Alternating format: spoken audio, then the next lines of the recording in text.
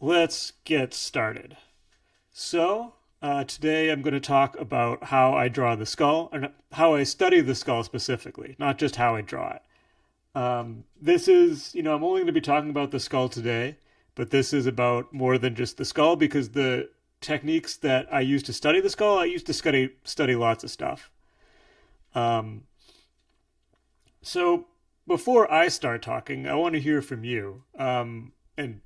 If you don't feel comfortable speaking, just type it in the chat.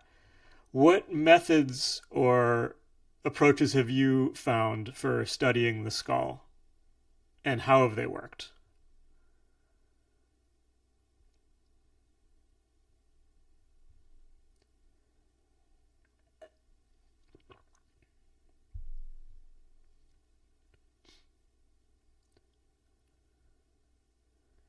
Haven't tried myself, but I guess I would start with a box and go from there. Yeah, that makes sense.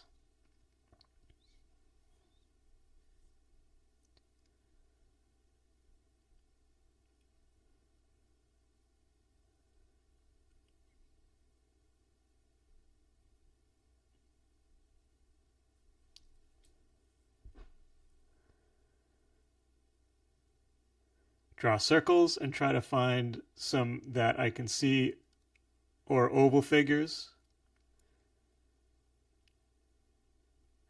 So that's this approach where it's circle and then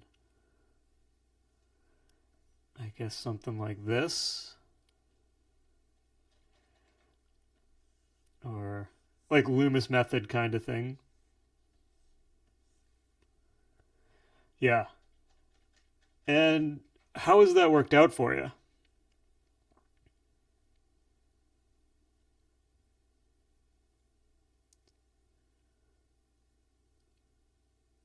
Good. Okay. Well, that's good.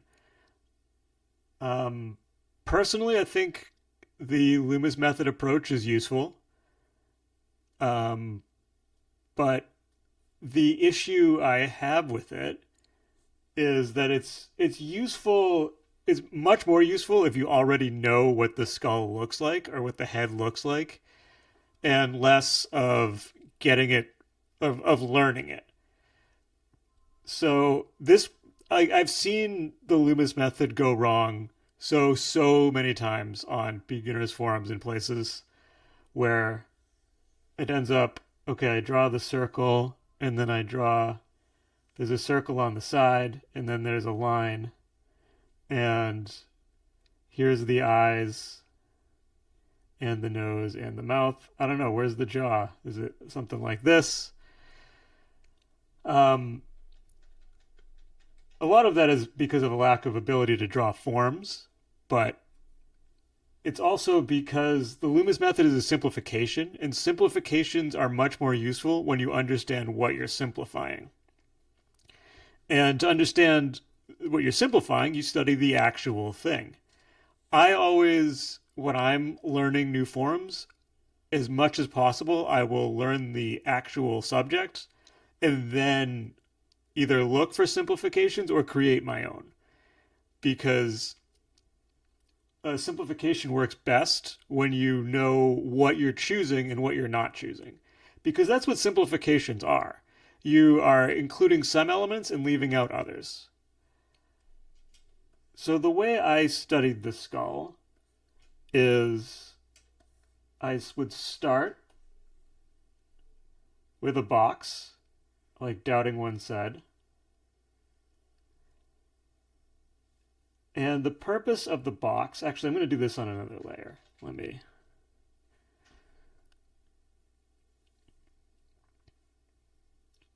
I'm going to start with a box. And the purpose of this box is not to establish the proportions of the skull, it's to establish the perspective from which I'm drawing it. And you don't have to do this. In fact, when I'm drawing the skull now, I don't start with a box. I just draw it. But this is useful for study because it establishes what you're trying to do. so you can judge how well you actually did it. Because a huge component of this is giving yourself feedback, and we'll get into that, how I do that. So this whole lecture, I'm going to work under the assumption that you know how to draw primitive forms from your head, or you have some experience with drawing forms. This is a little bit more advanced than, or this is definitely more advanced than my last lecture, because we're not going in a course format. These are one-offs, so we're just jumping right to more advanced stuff.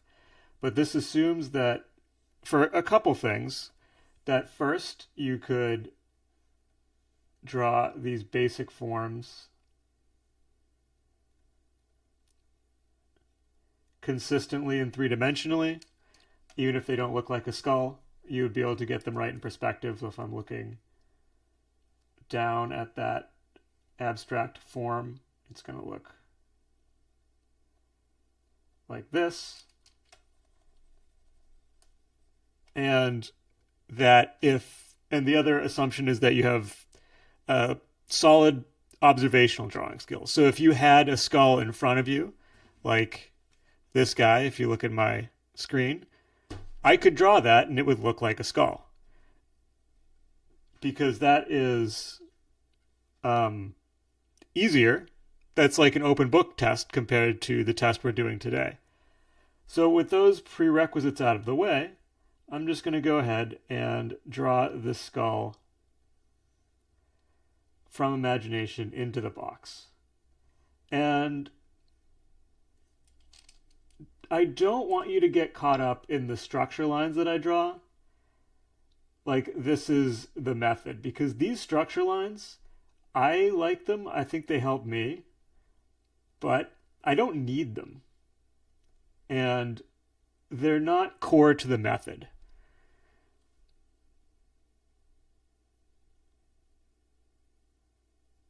The method is just getting your mental model of the skull as clear as possible. So right now, this is my mental model of a skull.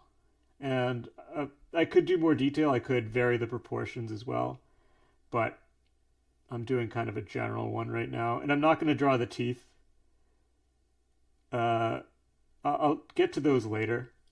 But for now, I just want to get the overall skull and not get caught up in the details. I don't like drawing teeth at this scale anyway. There are a bunch of little details in there.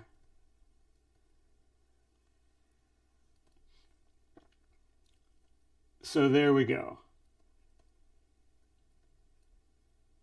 And at this point, my goal is not to judge what I think of this. My goal is to compare this to an actual model. So when I'm doing this, when I actually did this, when I was actually studying this stuff, I used this guy, if you see in the little camera. I got him at or her, whatever. I got him or her at the art supply store. It was like $12 at the time. So definitely worth the investment. I have another one floating around somewhere, but I'm not going to use that today because you won't be able to see what I'm looking at. Instead, I'll use this 3D model that I found on Sketchfab, if it will let me. There we go. I can do it with the mouse, but not the stylus. Anyway, Sketchfab is really great for finding 3D models to reference and to learn this stuff. If you can't get a real life object, the downside, a couple downsides, is they let anybody put stuff on here.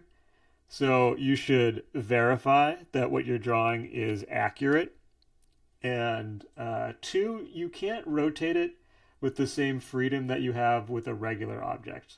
I can't tilt it on the z-axis. Like I can't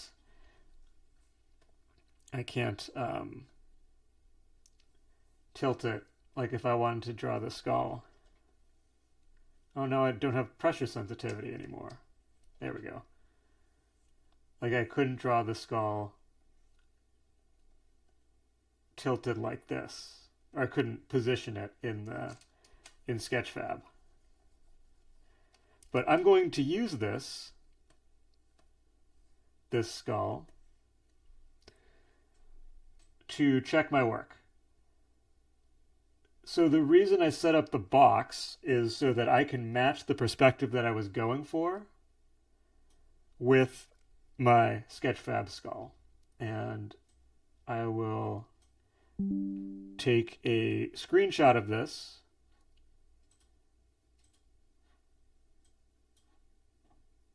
for the sake of making this easier. And the perspective is a little bit different now that I'm looking at them together. Let me see if I can get that closer, but I don't think I can. Maybe it's more like this.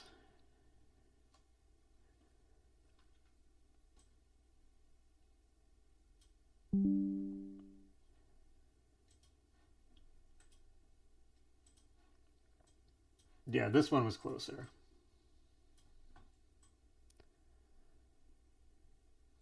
So now I'll use this to correct any mistakes I made in my skull drawing.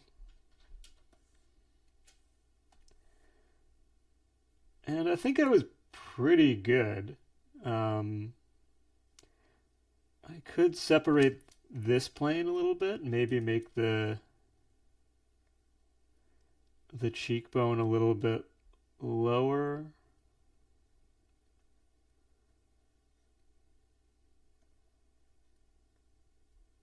And maybe a little less of the top of the eye socket here.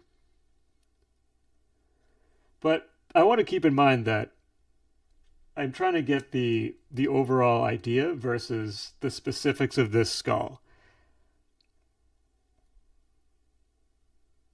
And I drew the jaw differently, and I'm going to keep it that way because that's a design choice that I've made based on how I learned from the plastic model that I actually like better than in this one. I'm going to tone this guy down a little bit. And the teeth go further back than what I had. And there you go. So this is the basics of my approach here. And I will repeat this until I feel like I'm getting it right more often. Actually, now I'm noticing the back of the skull, that I feel like I'm getting this right consistently. Like I don't have to get it perfect every time, because my goal is to understand the general forms of the skull and not this exact 3D model. But that I'm getting it looking similar to the model, and the forms especially, the major forms especially, similar to the model most of the time I draw it. This isn't a one or done thing.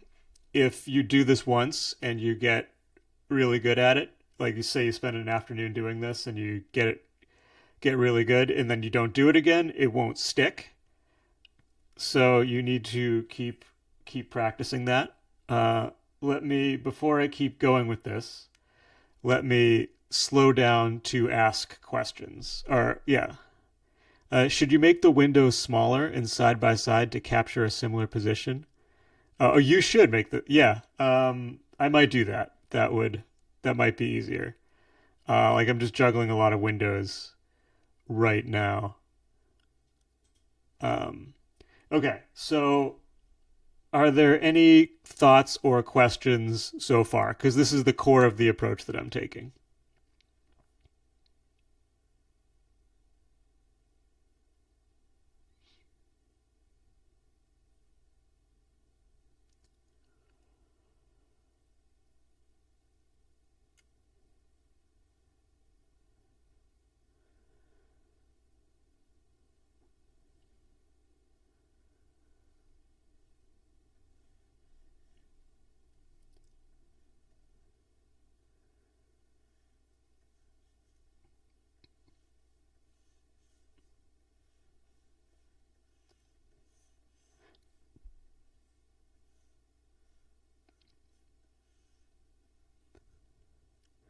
the most difficult part for me is the squares.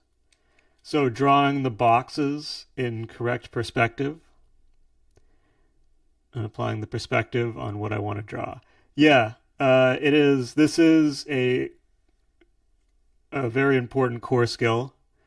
Um, as Reddit would say, this is the most important thing. Actually, I don't agree with that, but this is definitely something to practice. And chapter 2 of my book is there's like an entire section on how to do this with basic forms and how to practice that. So that, and maybe I'll do a lecture on that in the future. But for now, just understand that it's very important to learn this. So for this one, and don't stop asking questions, I'll get to them, but um, I decided to break. I decided to draw random objects at work during break. Don't know if it helps. I mean, yeah, drawing, getting practice drawing is always going to help. So I think that's good. Like I used to do that when I was a waiter. I'd always have pens in my pocket to like get people to sign checks and stuff, and I would just do little drawings on register paper every chance I could. I don't know how much it helped, but I mean it was fun too. So for this one, I'm going to draw without doing the initial structure, those like initial lines, just to prove that I don't need them, because the point is not the simplification.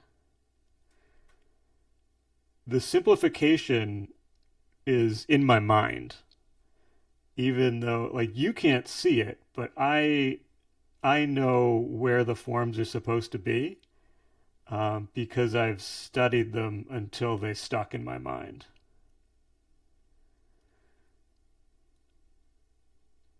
When I use the simplifications, it's more for design than because I need them. Like I think it just I like to work from big to small, but I don't have to when it's something I've studied and drawn a lot. The point that I want to make is that um, a lot of tutorials make it seem like there's a process for this, where like Loomis method is a really common one where you draw the circle, then you draw the plane, then you draw this line, then you draw this line, then you draw this line, and so forth until you have a finished skull. And at some point you get to the rest of the draw the fucking owl thing, because you can't step by step how to draw a thing. There's always going to be missing gaps in there. And so what I'm teaching today is not a method for drawing the skull. It's a method for studying the skull so that you learn it and then you don't need a method anymore. You can just draw it. That is something I see a lot in tutorials. People start drawing something complicated with simple forms, but their experience is showing in the lines so much already. So following along is way harder than they make it seem. Absolutely. I 100% agree with that statement. And that's what I don't want to do in these lectures and these tutorials, because I don't think it's helpful. Maybe it's a little bit helpful, but I think it's maybe dishonest might be too strong of a word, but it makes things that are complicated seem simple, which people love in teaching space, in especially online, to make something that's complicated seem simple. But that doesn't always help, because sometimes it is complicated, and making it seem simple, you're just leaving out important parts.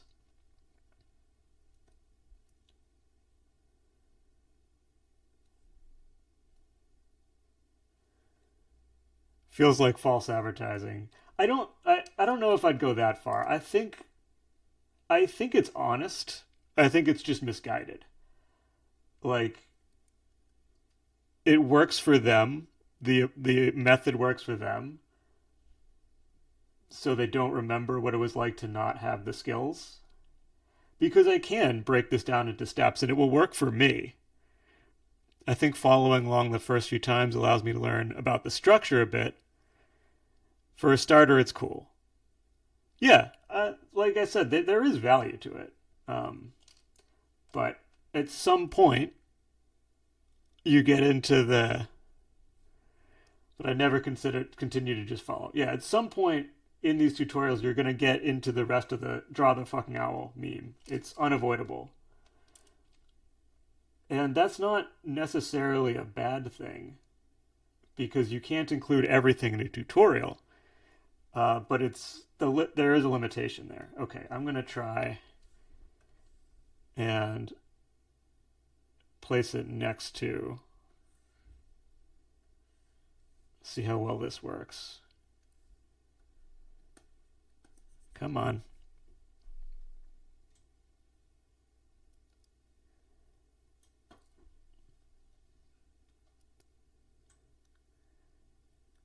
He looks like he's having a good time.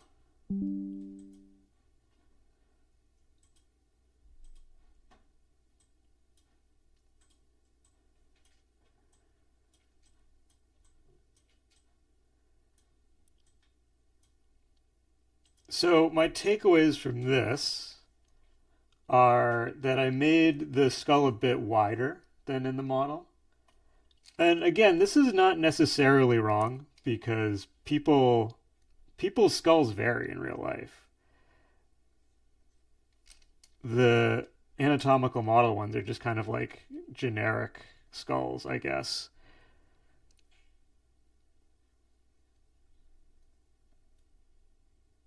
And the cheeks are a little bit larger.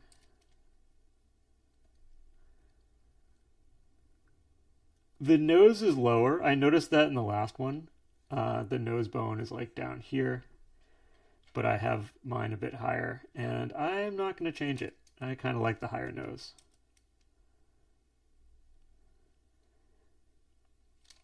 I could probably find a model that has that higher nose. Actually, this guy, the nose bone's higher than in the model that I'm drawing from.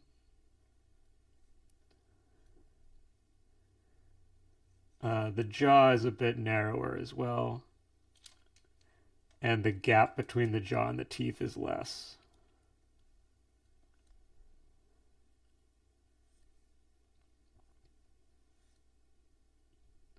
And I know I'm not following the model by making this part wider, but I just think it looks better. And there we go. Now my guy looks like he's having a good time too.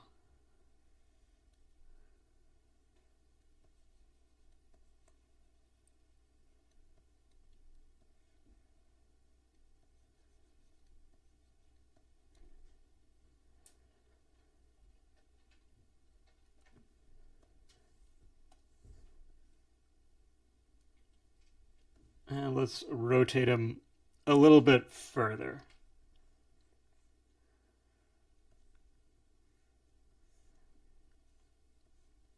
Because to me, the big advantage of this method, besides that it's based on a real model and not simplifications, is that you learn you learn it three dimensionally. It's not just learning one angle and then repeating that.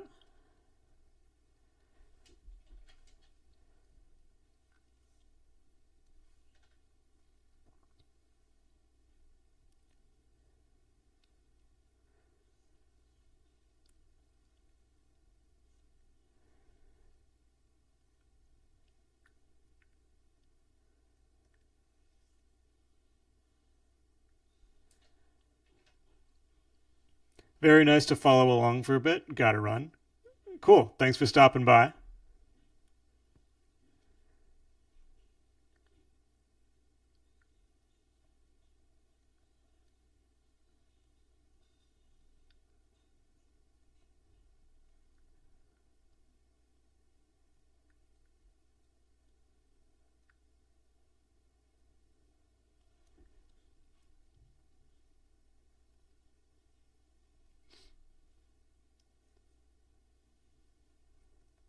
So, one thing to note when you're doing this is that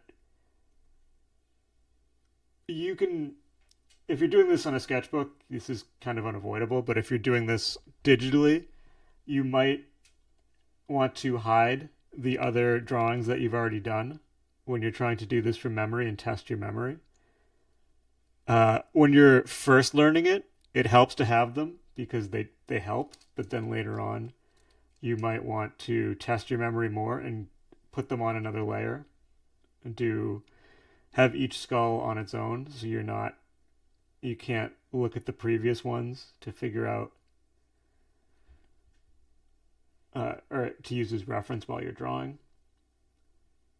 But I'm going to keep them there for now. Just note that that is something I do.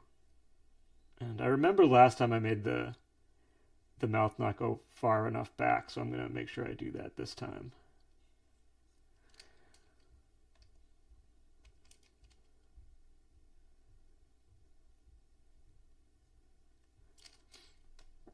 And then as you do this, you start to notice like things about the skull. Like this flat area here on the side. Actually, I'll do it on the Sketchfab one because it's easier to see, even though I don't think it does it quite as well. Like, oh, where'd my skull go?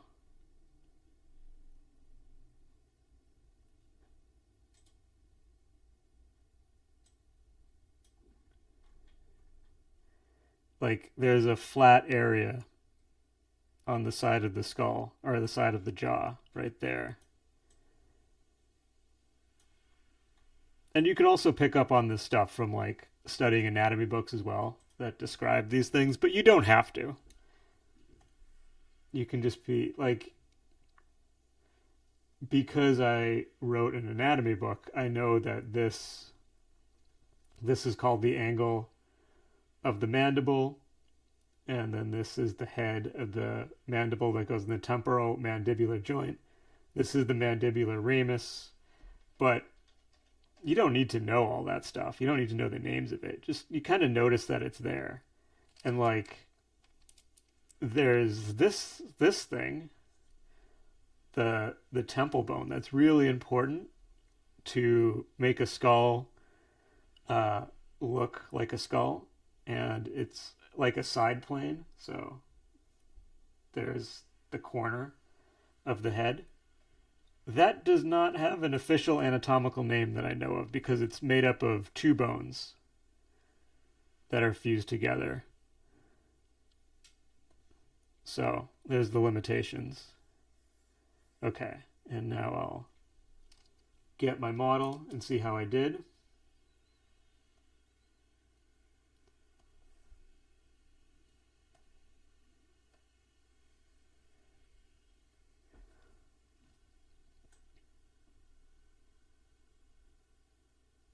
Yeah, I can't quite match the perspective because I tilted it down a little bit. But I'm close and I do notice some stuff that I can fix.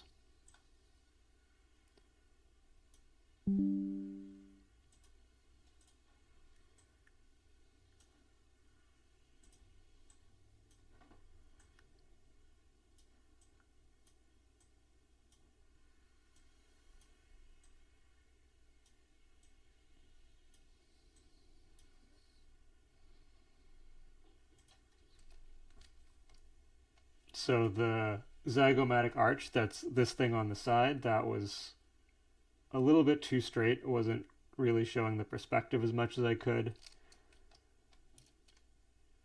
This is a little bit wide. And this should be more straight on the top and more, I guess, diagonal on the side. I had it very rounded.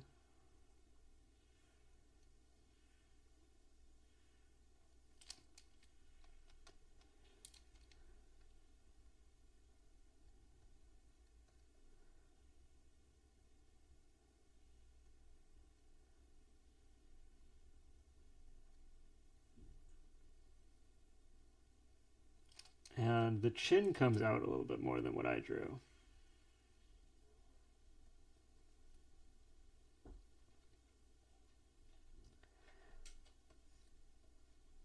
So I'm going to do one more uh, before I get into thinking about simplification. But before I do that, I'm going to do one more at a difficult angle, just to show that this is a big reason why I approach this way as you learn angles. I don't want to do the Freirin angle because the jaw doesn't look good. The bottom of the jaw and like a real head that gets like covered. I'll do a more of a down shot.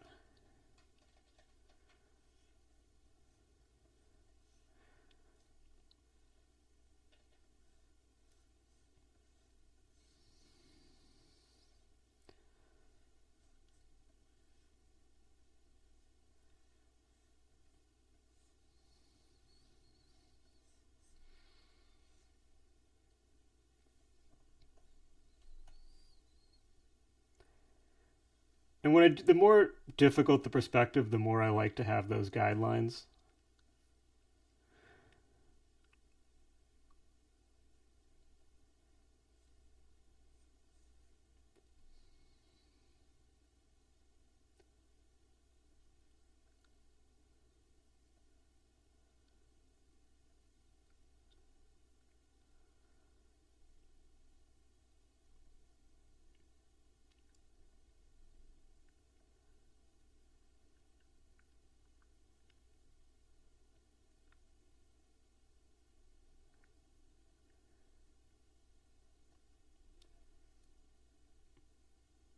But I don't have to stick to my guidelines. This is different than what I initially drew because the real forms don't always fit neatly into the simplification.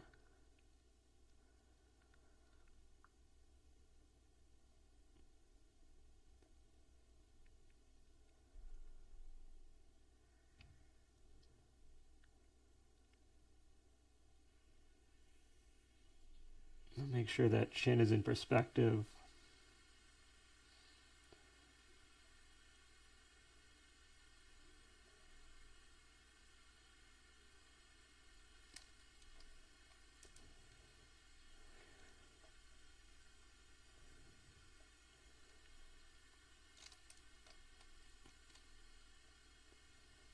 And here, I keep in mind that the box is just to establish the perspective, not the proportions.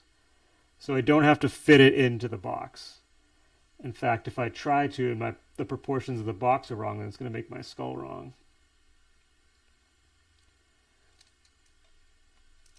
Go. Be a little bit lower. I have a feeling I got this chin wrong.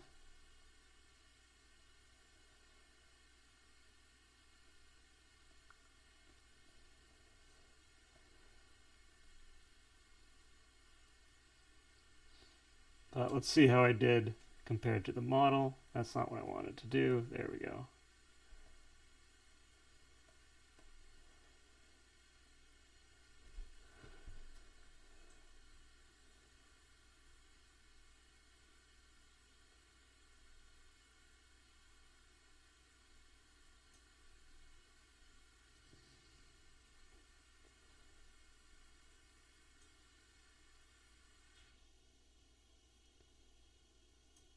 Or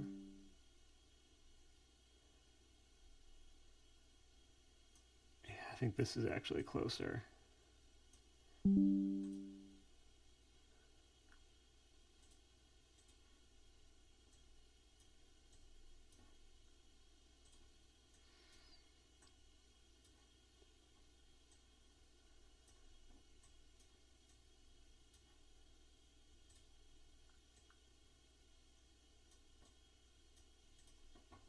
So what I'm noticing here is that the eye sockets, I made the eye sockets a bit big, and yeah, I really see that now.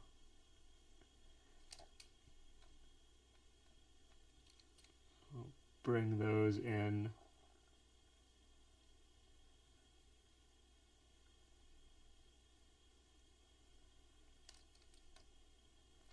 And the mouth, I had it coming out, but at this skull it comes out even more.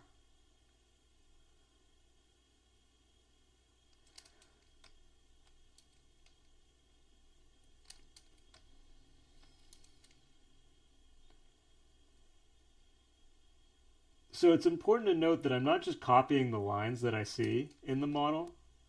I'm trying to analyze the forms in the model and kind of, in some ways, I'm splitting the difference in my own because I'm not trying to copy the model exactly. I'm trying to use the model to fix my own drawing.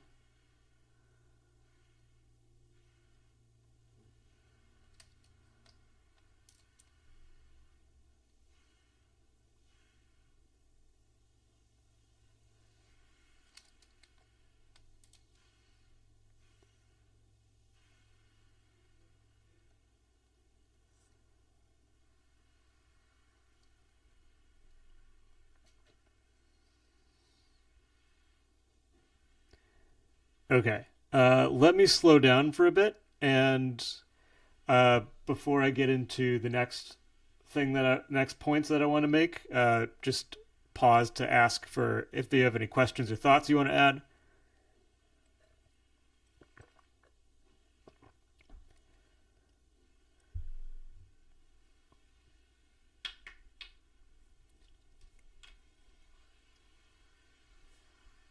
Okay. Um,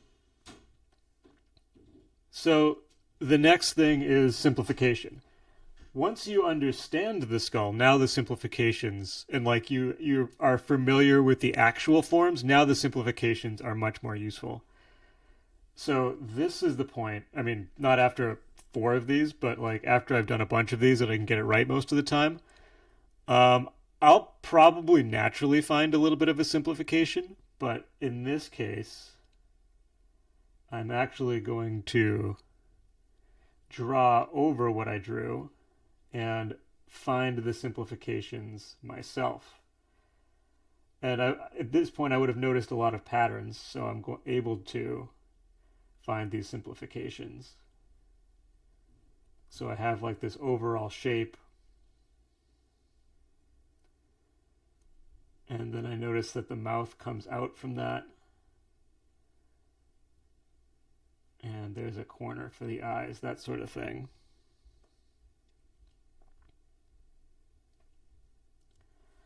And then I can try using that simplification.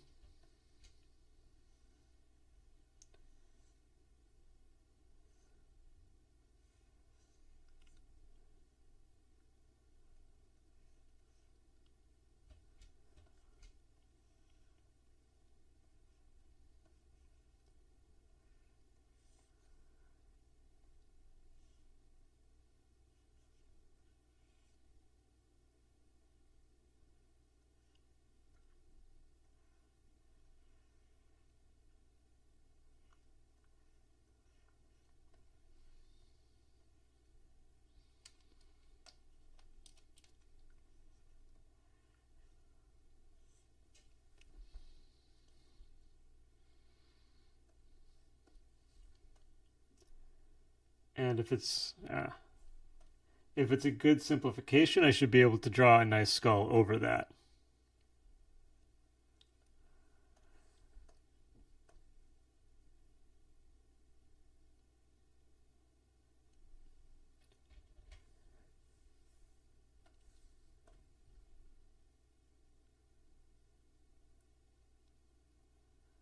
But I really want to stress that the simplification works best after you studied the real thing.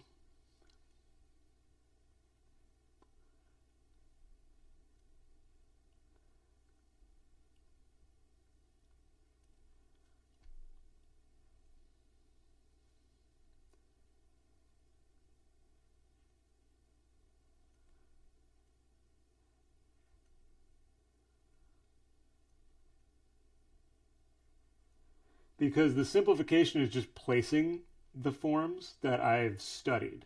It's not, if I hadn't studied the forms that fit into the simplification, I wouldn't know what to do after I have those basic forms blocked out.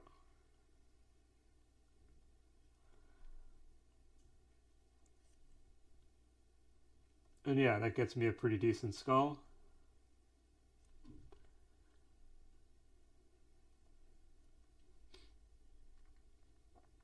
So the last thing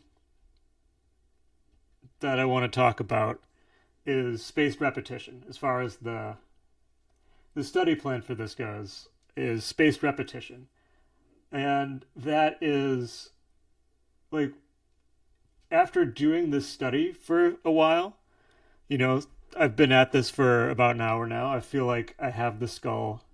I have a pretty good grasp of the skull. I did it before I started this too, but like if you hadn't been drawing the skull that much and then you did this for an hour, you would have a much stronger grasp of the skull. The next step is to try to apply this, try to recall this later on without the model, without your previous drawings of the skull handy. So just like later that day or the next day, just sit down without any reference, without other drawings of the skull that you've done, and just try to recall what you did. And you'll notice what you remember, and you'll notice what you don't remember, what is not as fresh in your mind. And make a note, either mentally or actually write it down, of where the information you're missing was. So let's say that I'm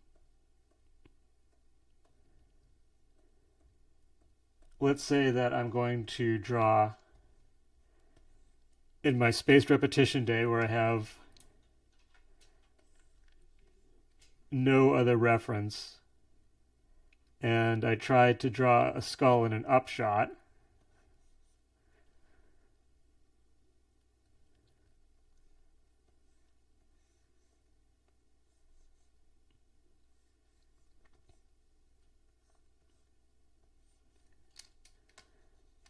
Ugly box. Let me fix that a little bit.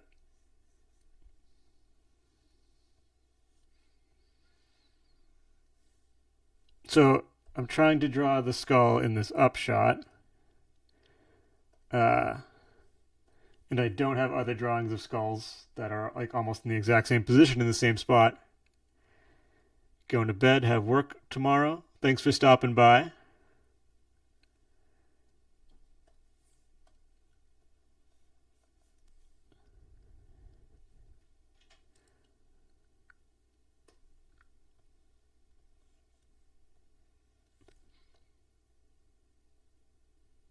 So it's the next day, and I'm drawing the skull, and I start,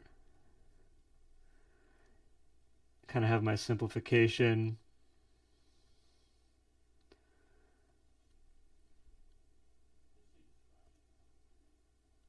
And I'm feeling good about the skull that I'm drawing.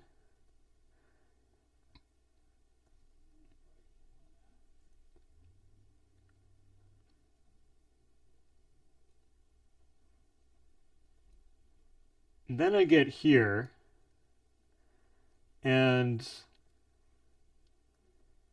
I realize I don't actually know what the jaw is supposed to look like from this angle. I would make a mental note that I'm missing this knowledge so that next time I study, I'll make sure I focus on that. This can also come up when you're studying it the first time, or like when you're studying it during a session, that you're doing this without reference and you get to this point and this information is missing of what the jaw should look like from this angle. And then you go to your model and you learn it.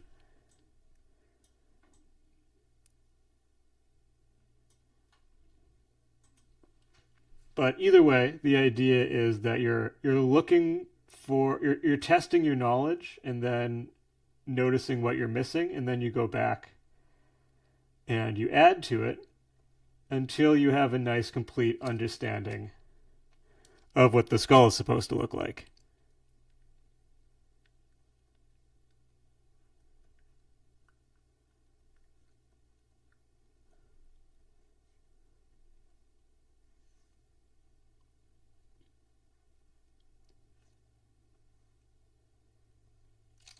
So that's my method. I imagine you could see how this would be useful for learning other stuff as well, not just the skull. It's been very useful for me, so that's why I'm sharing it. And this is in my textbook in a couple places. In chapter 2, you learn to draw this from an object. I use a chess piece as an example. And then in chapter 4, there is an example of using this to study an exercise to use to study the forms of bones, kind of like what I'm doing here with the skull, or exactly like what I'm doing here with the skull. So that's it. That is all I had for today for the lecture. I hope this was helpful for you. We got a little bit more time, so I'm going to cover the teeth real quick because this model is not very good for the teeth. So the teeth from, I like to go from the middle out. You have incisors, which are chisel shaped, and there's two big ones and two smaller ones. These are the front teeth.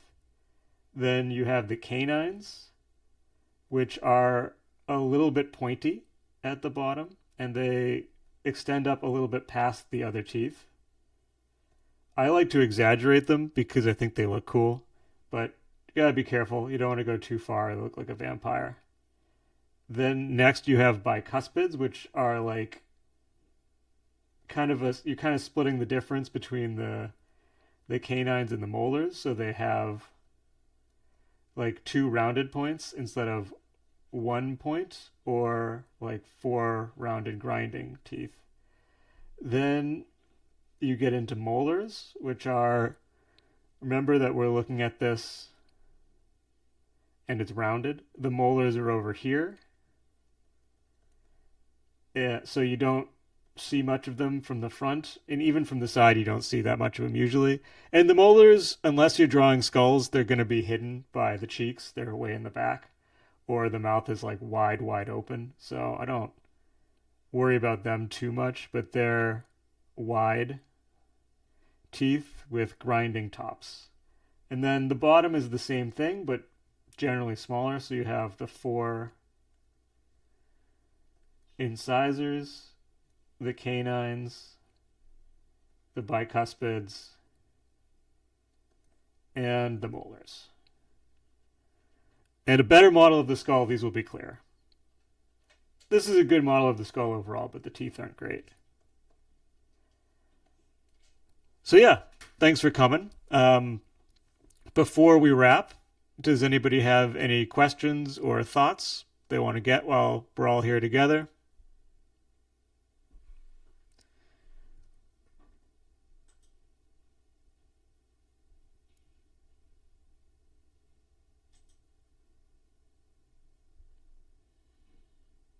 I just joined just very late because I just got home, so I'm going to watch the video on YouTube Okay, and see how yeah. it goes. So This will be, I'll have this in the Discord as soon as it renders and does all its processing stuff. perfect.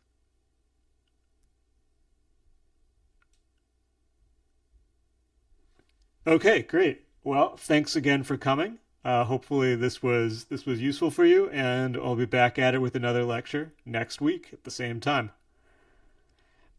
Bye, everybody. Right. Thank you. Bye.